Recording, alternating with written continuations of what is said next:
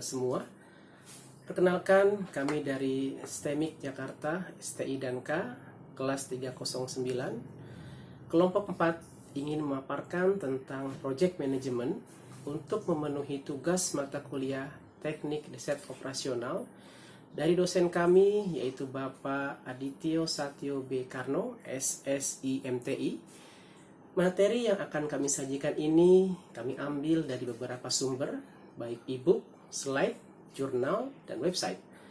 Untuk itu, kami mohon maaf jika sekiranya ada beberapa penggalan materi Bapak atau Ibu yang kami jadikan sebagai pelengkap dalam paparan kami. Sebelum kami menyampaikan tentang project management, kami akan memperkenalkan anggota kelompok kami yang terdiri dari saya sendiri Mahfuz, kemudian ada Ibnu Syah Jehan, Daniela Yemima Helena, dan Retno Aulia Hasan. Selanjutnya, materi pertama akan disampaikan oleh Daniela Yemima Helena. Silakan Daniela.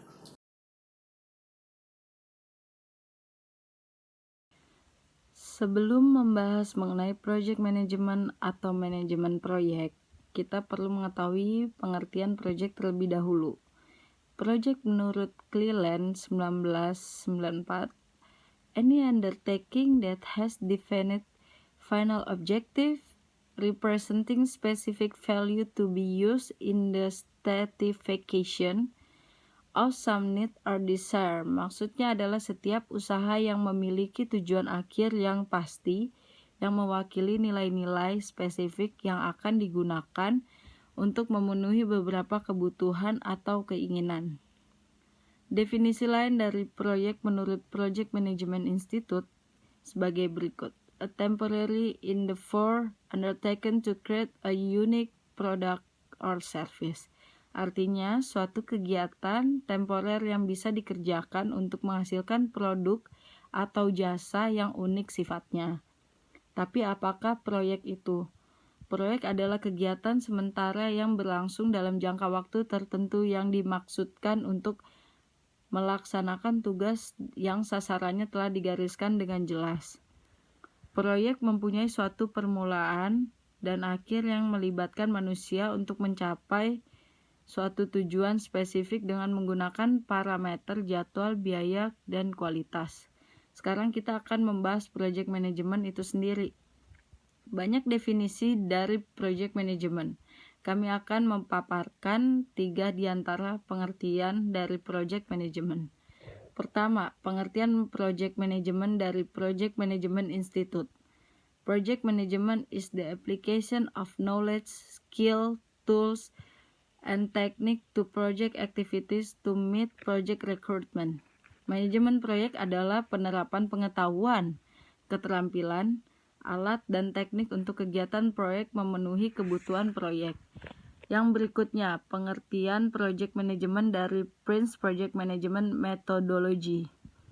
The planning, monitoring, and control of all aspects of the project and the motivation of all those involved in the to achieve the project objective on the time to the specific host, quality and performance. Artinya perencanaan, pemantauan, dan pengendalian semua aspek proyek dan motivasi semua orang yang terlibat di dalam untuk mencapai tujuan proyek yang tepat, waktu dan biaya, kualitas, dan kinerja yang ditentukan. Terakhir, ada pengertian project management dari DIN 69901. Project management is the complete of a techniques, tools applied during project execution. Yang artinya manajemen proyek adalah rangkaian lengkap tugas, teknik, alat yang diterapkan selama pelaksanaan proyek. Jika diartikan secara bebas, manajemen proyek adalah sebagai ilmu dan seni berkaitan dengan memimpin dan mengordinir sumber daya yang terdiri dari manusia dan material dengan menggunakan teknik pengelolaan modern untuk mencapai sasaran yang telah ditentukan, yaitu lingkup, mutu, jadwal, dan biaya, serta memenuhi keinginan stakeholder. Pembahasan selanjutnya adalah fungsi manajemen. Secara umum, fungsi manajemen terdiri dari perencanaan, pengorganisasian, pelaksanaan, dan pengawasan. Akan kami jabarkan satu persatu. Yang pertama adalah perencanaan. Perencanaan merupakan fungsi manajemen yang meliputi penentuan arah tujuan perusahaan, merancang strategi yang diperlukan untuk meraih tujuan yang ditentukan, serta mengembangkan rencana dalam melakukan koordinasi kegiatan yang dibutuhkan untuk melaksanakan strategi tersebut. Perencanaan sangat penting dilaksanakan karena tanpa adanya perencanaan, segala fungsi manajemen yang dibutuhkan tidak akan berjalan. Dalam melakukan perencanaan, terdapat beberapa hal yang harus dipertimbangkan, yaitu spesifik. Maksudnya, sebuah perencanaan harus memiliki maksud dan tujuan yang jelas dengan menyertakan batasan ruang lingkup dari tujuan yang hendak dicapai. Measurable. Perencanaan harus memiliki tingkat keberhasilan yang dapat diukur agar dapat diketahui performanya baik secara berkala maupun pada akhir periode pelaksanaan. Achievable. Perencanaan harus mencakup rencana yang bisa tercapai, bukan hanya sekedar fiktif. Realistik. Perencanaan harus mempertimbangkan kemampuan dan sumber daya yang dimiliki, menyeimbangkan antara keadaan saat ini dan harapan yang dituju ke depannya. Time. Perencanaan harus memiliki batas waktu penyelesaian yang jelas, sehingga pada akhir waktunya dapat dilakukan penilaian dan evaluasi untuk menentukan apakah pelaksanaan dan perencanaan yang dilakukan telah berjalan dengan sesuai harapan atau tidak. Perorganisasian.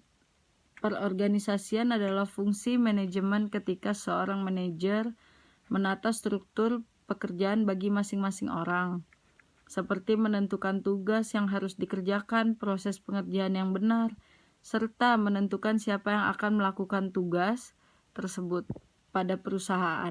Perorganisasian biasanya disusun dalam bentuk badan organisasi atau struktur organisasi, yang kemudian dipecah menjadi tiap-tiap jabatan. Pelaksanaan adalah fungsi dalam manajemen berupa suatu tindakan untuk mengusahakan agar perencanaan yang sudah dilakukan dapat terlaksana sesuai dengan tujuan yang diharapkan. Dalam fungsi pelaksanaan, upaya untuk menggerakkan semua orang pada semua tingkat organisasi sangat diperlukan agar kerjasama antara seluruh tingkat organisasi dapat tercipta. Seluruh anggota organisasi harus menyadari tugas, tanggung jawab, dan peran masing-masing dan melaksanakannya sebaik-baiknya agar tujuan yang diharapkan dapat tercapai. Pengawasan. Pengawasan adalah fungsi manajemen yang bertujuan untuk melakukan pengamatan, menilai kinerja dalam pelaksanaan, dan melakukan tindakan korektif yang diperlukan guna meningkatkan performa organisasi untuk mencapai tujuan.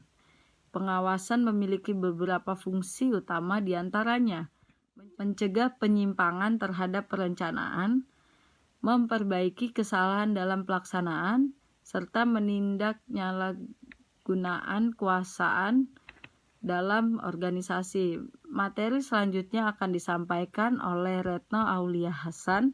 Silakan Retno. Mengapa suatu organisasi membutuhkan manajemen proyek?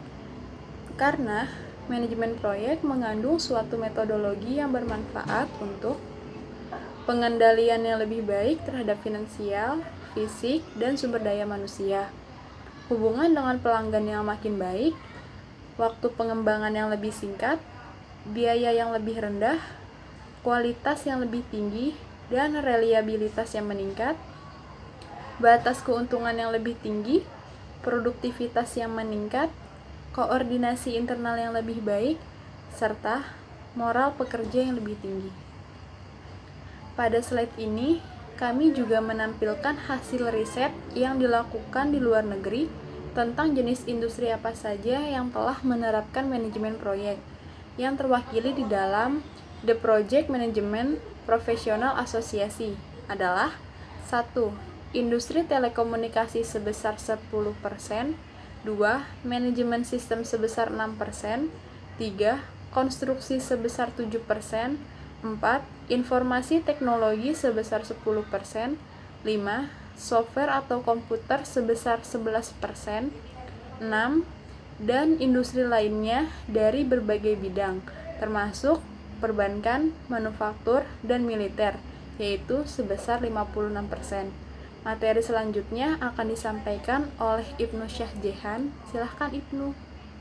Pembahasan berikutnya adalah mengenai orang yang paling menjadi aktor utama dalam sebuah manajemen proyek, yaitu manajer proyek. Siapakah manajer proyek?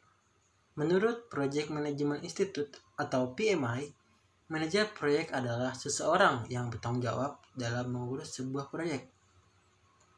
Menurut Ritz, seorang manajer proyek berasal dari suatu institusi atau seorang pengusaha yang sinonim dengan pengurus, eksekutif, supervisor, dan bos. Peran dan tanggung jawab manajer proyek. Manajer proyek mempunyai otoritas dan kebebasan dalam mengatur proyek.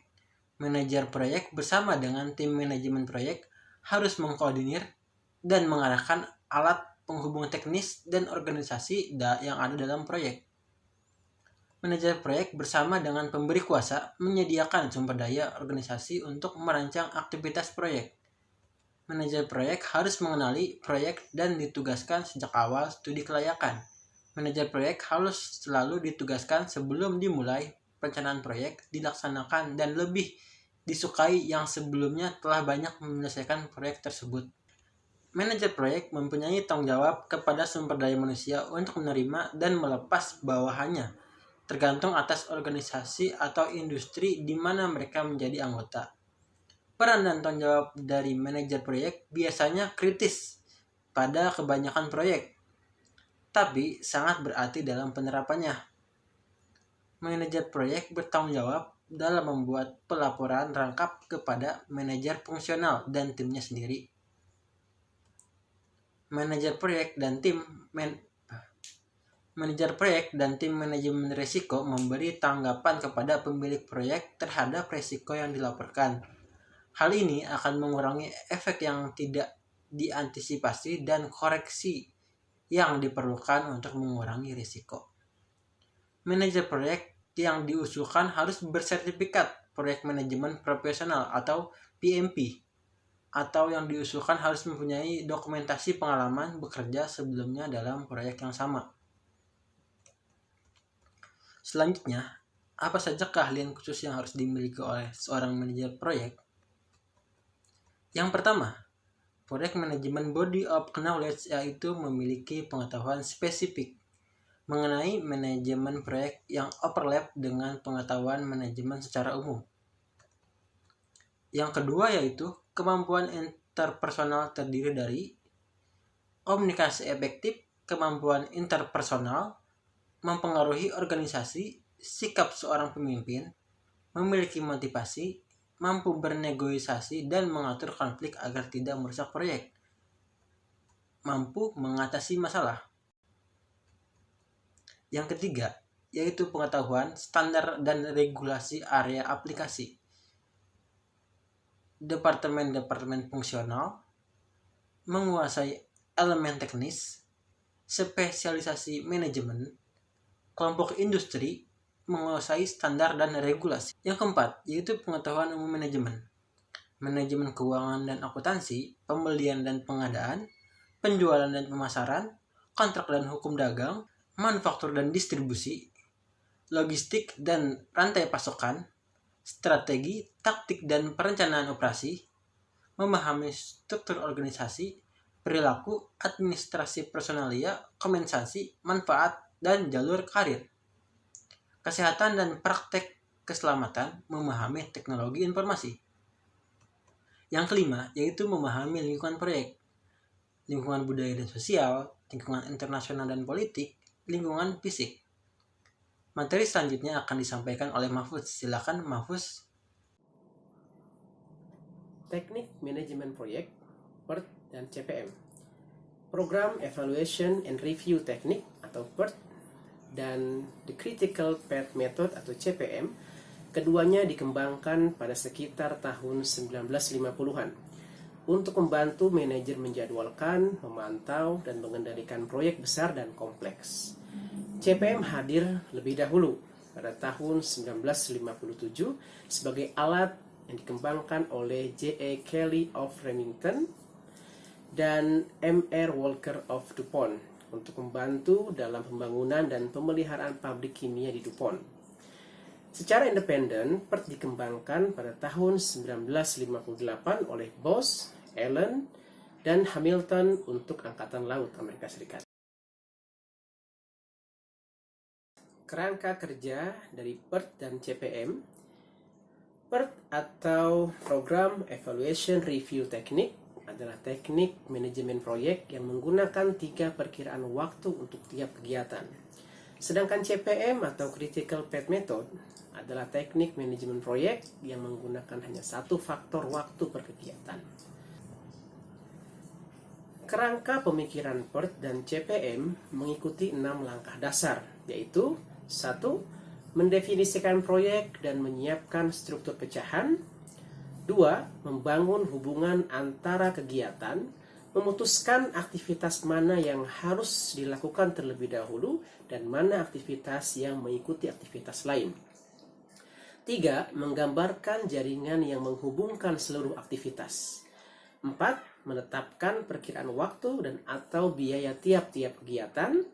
5. Menghitung jalur waktu terpanjang melalui jaringan yang disebut dengan jalur kritis.